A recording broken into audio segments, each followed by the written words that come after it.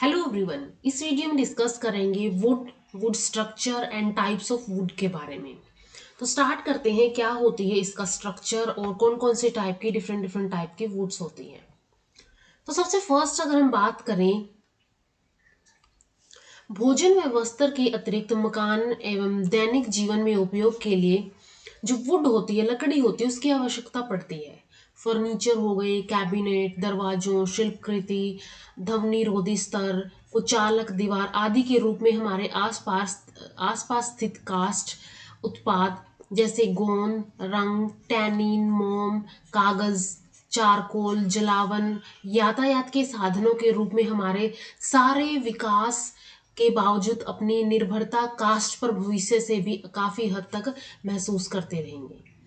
वानस्पतिक एवं वैज्ञानिक दृष्टि से कास्ट द्वितीयक जाइलम यानी कि सेकेंडरी जाइलम तथा एधावल्य यानी कि कैम्बियम रिंग या फिर कैम्बियम की सक्रियता के फलस्वरूप द्वितीयक वृद्धि के समय वृक्षों में बनती है।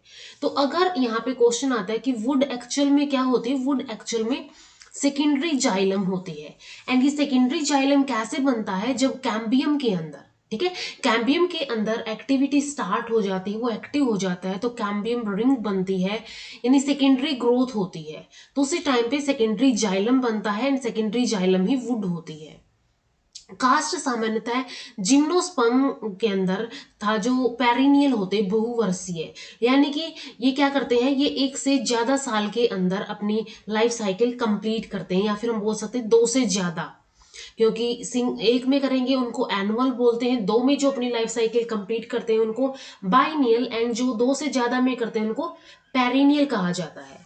द्विबीजपत्री पौधों में यानी डाइकोटिल्डन्स के अंदर ये बनते हैं, ठीक है। ये किस जो वुड है वो किस किस के अंदर बनती है, जिम्नोस्पर्म्स के अंदर, पेरिनियल्स के अंदर एंड जो डाइकोटिलिडन्स प्लांट है। अष्टमृत तथा जीवित दोनों प्रकार के द्वितीयक जाइलम के कोशिकीय घटकों का समूह है। अब हमने जाइलम के कंपोनेंट्स के बारे में डिस्कस किया हुआ है। तो ये जाइलम के कुछ कंपोनेंट्स लिविंग होते हैं, कुछ नॉन लिविंग होते हैं। तो ये जो वुड होती है, चाहे वो लिविंग कंपोनेंट हो चाहे वो नॉन लिविंग कंपोनेंट हो जाइलम का, तो उन सभी से मिलके बनी हुई होती है। वेसल्स, ट्रैकिड्स, इसके अलावा फाइबर्स तथा जो जाइलम पैरेन्काइमा होता है, इसका ही समूह होता है। ये सारे जाइलम के ही कंपोनेंट है, vessel, tracheids, fibres and xylem parenchyma. जो जिम्नोस्पर्म्स होते हैं, जिम्नोस्पर्म्स के अंदर कास्ट में वेसल्स का अभाव होता है, क्योंकि जिम्नोस्पर्म्स के अंदर वेसल्स नहीं होते हैं, तो वहां पे वेसल्स नहीं पाए जाते हैं। तो ये हो गया एक general introduction about would. Would जो है एक्चुअल में सेकेंडरी जाइलम होता है। सेकेंडरी जाइलम कब बनता है, सेकेंडरी जाइलम बनता है जब कैम्बियम एक्टिव हो जाता है और कैम्बियम रिंग बनाता है, या फिर हम बोल सकते हैं सेकेंडरी ग्रोथ करता है, तो उसके रिजल्ट में सेकेंडरी जाइलम बनता है। या फिर हम बोल सकते हैं कि सेकेंडरी जाइलम सेकेंडरी ग्रोथ करता है, तो वही जो सेकेंडरी जाइलम होता है वो वुड बनाता है। अब ये जो वुड है ये जिम्नोस्पर्म्स, पेरिनियल्स, डाइकोटिलिडन्स प्लांट सब के अंदर बनती है। कुछ एक्सेप्शंस होते हैं इनके अंदर भी। एंड जो जाइलम, सेकेंडरी जाइलम के जो कंपोनेंट्स होते हैं, लिविंग हो चाहे डेड हो, उन वो सब क्या बनाते हैं, वुड बनाते हैं। जिम्नोस्पर्म्स के अंदर वेसल्स का, कास्ट के अंदर, वुड के अंदर वेसल्स उसके अंदर नहीं पाई जाती है। इसके बाद नेक्स्ट आता है टाइप्स ऑफ वुड। वुड के कौन कौन से प्रकार हो सकते हैं, कौन से टाइप्स हो सकते हैं। सबसे फर्स्ट यहाँ पे आएगा वेसल्स की उपस्थिति के आधार पर कि इसके अंदर वेसल्स है या नहीं है इस वुड के अंदर। तो इसके अनुसार दो प्रकार होते हैं। एक होती है दृढ़ कास्ट यानी कि हार्डवुड, सेकंड होती है सॉफ्ट वुड, ठीक है, यानी मृदु कास्ट। तो हार्डवुड कौन सी होती है, जिसके अंदर वही का यानी कि वेसल्स की उपस्थिति वाले कास्ट को दृढ़ कास्ट यानी हार्डवुड कहते हैं। वेसल्स जिसके अंदर पाई जाती है वो हार्डवुड कहलाएंगे, और जिनके अंदर वाहिकाएं यानी वेसल्स का अभाव होता है उन्हें सॉफ्ट कास्ट कहा जाता है। आवर्धक लेंस यानी मैग्नीफाइंग लेंस जो कि कोई भी चीज को बड़ा कर देता है, तो उसके परीक्षण करने पर वाहिकाएं छोटे छोटे छिद्रों यानी पोर्स के रूप में परिलक्षित होती है, इसलिए दृढ़ कास्ट ही सरंद कास्ट यानी कि पोरस वुड के नाम से भी इसको जाना जाता है। जैसे कि ये हो गई यहाँ पे, ये पोरस वुड है। जैसे कि द्विबीजपत्री पौधों की जो कास्ट होती है, जो डाइकोटिलीडन्स की जो वुड होती है वो कैसी होती है, वो हार्ड वुड होती है। उसके अंदर वेसल्स पाई जाती हैं, और जब भी हम उसको मैग्नीफाइंग लेंस की हेल्प से देखते हैं तो उसके अंदर जो ये वहिकाएं होती है, ठीक है, वहिकाएं जो है छोटे छोटे छिद्रों के रूप में, छोटे छोटे पोर्स के रूप में हमें दिखाई देती है, जिसको पोरस वुड भी कहा जाता है। सॉफ्ट वुड जो है, जिसके अंदर वेसल्स नहीं पाई जाती, वेसल्स का अभाव होता है, ऐसे कास्ट को जब आवर्धक लेंस द्वारा परीक्षण इसका किया जाता है तो पोर्स नहीं दिखते हैं, क्योंकि ये इसके अंदर वेसल्स नहीं होंगे, और इन्हें एरंधरी यानी कि नॉन पोरस कास्ट के रूप नाम से भी जाना जाता है। ठीक है, तो ये होती है यहाँ पे hardwood and soft wood on the presence of vessels और absence of vessels. Second type की आती है वाहिकाओं के वितरण यानी डिस्ट्रीब्यूशन के आधार पर। वेसल्स का डिस्ट्रीब्यूशन कैसे है, अब ये तो हमने देख लिया कि जिसके अंदर वेसल्स है वो पोरस होती है या फिर हार्डवुड होती है। अब ये जो है ये वुड फर्दर क्या होती है, दो के अंदर डिवाइड की जाती है, या तो इसके अंदर ये जो पोर्स है, या तो ये रिंग टाइप के पोर्स होते हैं, रिंग पोरस वुड होती है, या तो ये डिफ्यूज पोरस होती है। तो ये जो वैल्यिक सरंद्री कास्ट होती है यानी कि रिंग पोरस वुड होती है, ऐसे कास्ट में वाहिनियां असमान आकार की होती है, परंतु एक निश्चित रिंग में विन्यस्त दिखलाई पड़ती है। ठीक है, रिंग पोरस वुड के अंदर क्या होगा, इसके अंदर, इस वुड के अंदर जो वहिनियां होती है यानी कि जो वेसल्स होती है, ठीक है, जो वेसल्स होती है वो असमान आकार की होती है और एक निश्चित वलय के रूप में ओरिएंटेड रहती है। ठीक है, रिंग के अंदर क्या है, यहाँ पे ये जो है ये रिंग, इसके अंदर ये रिंग्स हैं, तो इसके अंदर यहाँ पे ये असमान आकार में ऐसे डिस्ट्रीब्यूटेड है। ठीक है, ये वेसल्स हैं, ये असमान आकार में डिस्ट्रीब्यूटेड होती हैं और एक निश्चित वलय के रूप में जो है ये क्या होती है, एक वलय के रूप में ये ओरिएंटेड रहती है। और डिफ्यूज पोरस के अंदर क्या होता है, डिफ्यूज पोरस के अंदर जो वेसल्स होती है वो समान आकार वाली होती है। अब इसके अंदर कोई छोटी है कोई बड़ी है, ठीक है, ऐसे असमान आकार के, लेकिन इसके अंदर क्या है, इसके अंदर समान आकार की होती है और ये अनियमित रूप से कास्ट के समस्त भागों में फैली रहती है। ये रिंग के अंदर, ठीक है, ये क्या होती है, रिंग के अंदर, एक रिंग के अंदर अरेंज होती है, ओरिएंटेड रहती है, लेकिन डिफ्यूज पोरस के अंदर क्या होती है, ये डिफ्यूज रहती है, ये अनियमित रूप से वुड के अंदर समस्त भागों में फैली रहती है। अतएव वहिनिकाओं का कोई स्पष्ट विन्यास यानी कि ओरिएंटेशन नहीं होता है। तो पोरस के अंदर क्या होगा, वो ओरिएंटेड रहेंगी, असमान आकार की रहेंगी। डिफ्यूज के अंदर वो समान आकार की रहेंगी, लेकिन वो क्या होंगी, डिफ्यूज होंगी, अनियमित रूप से फैली होंगी। इसके बाद थर्ड टाइप का आता है प्रकार्यात्मक क्रियाशीलता के आधार पर। द्वितीय कास्ट बनने के कुछ समय पश्चात पुराने कास्ट एवं अपेक्षाकृत नए कास्ट के कारकीय क्रियाशीलता में अंतर आ जाता है। जैसे जो नई कास्ट बनती है, जो पुराना वुड होता है और नया वुड होता है प्लांट के अंदर, तो उसके अंदर क्या होता है, उनकी क्रियाशीलता में, उनकी एक्टिविटी में अंतर दिखाई देता है।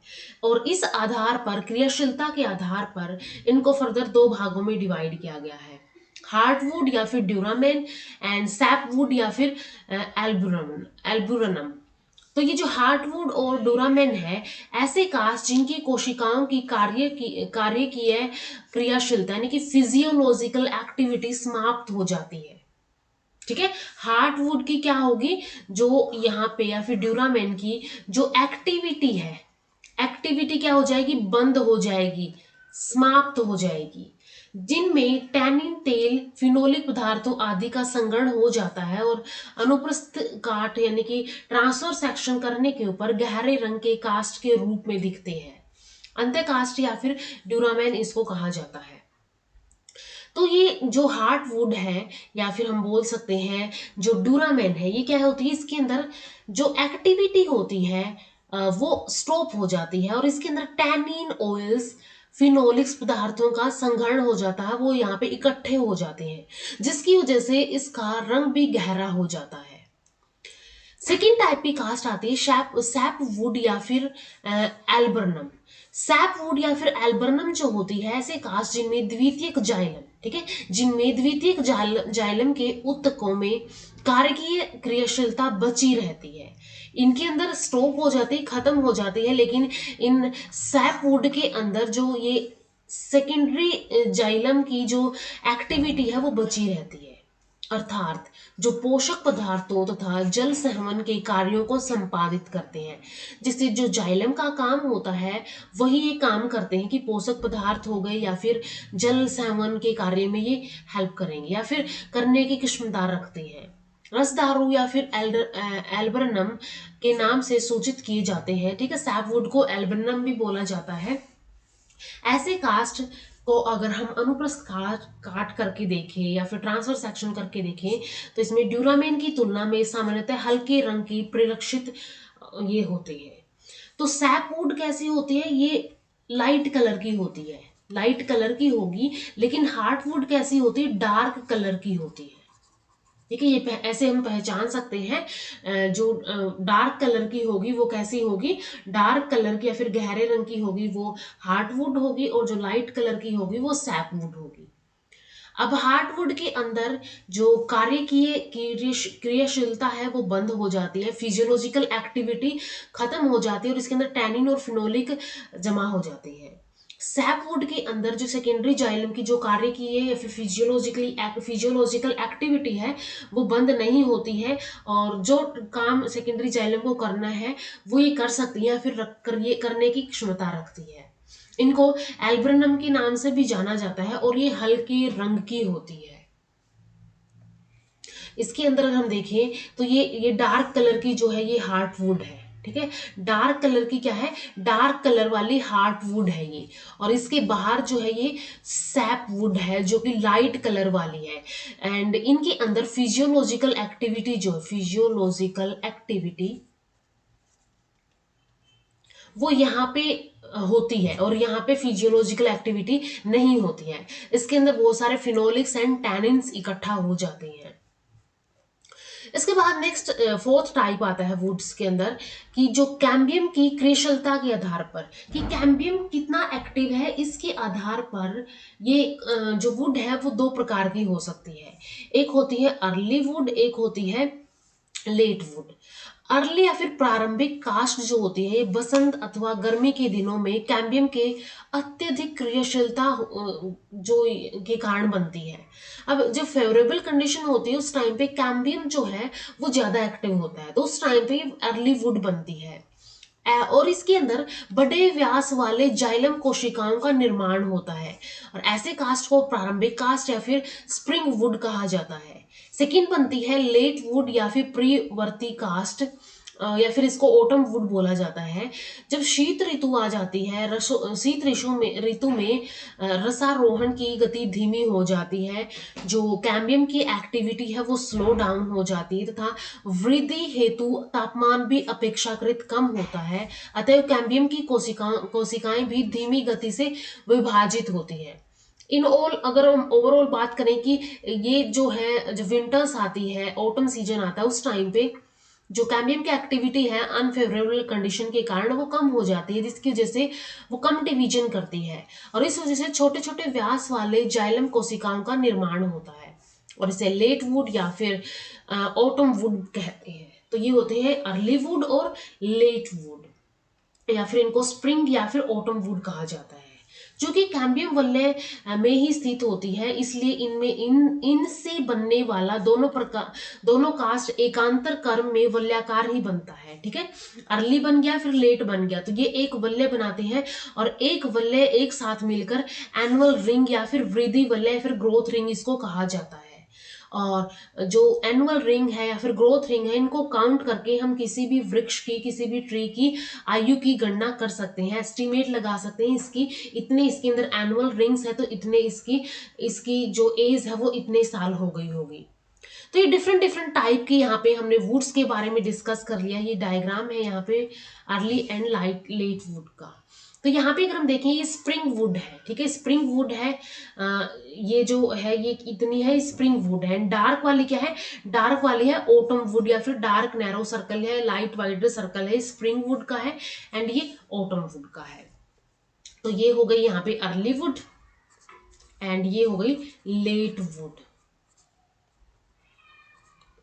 तो यहां तक हमने डिफरेंट डिफरेंट टाइप के वुड्स के जो टाइप है वो डिस्कस कर लिए हैं। नेक्स्ट वीडियो में डिस्कस करेंगे क्या इसकी प्रॉपर्टीज होती, फिजिकल प्रॉपर्टीज होती है वुड की, वो हम नेक्स्ट वीडियो में डिस्कस करेंगे। इसके अलावा जो अलग अलग टाइप की एनामल सेकेंडरी ग्रोथ होती है एंड अलग अलग टाइप की जो कोर कैम्बियम के स्ट्रक्चर्स होते हैं उनके बारे में हम अपकमिंग वीडियोस में डिस्कस करेंगे।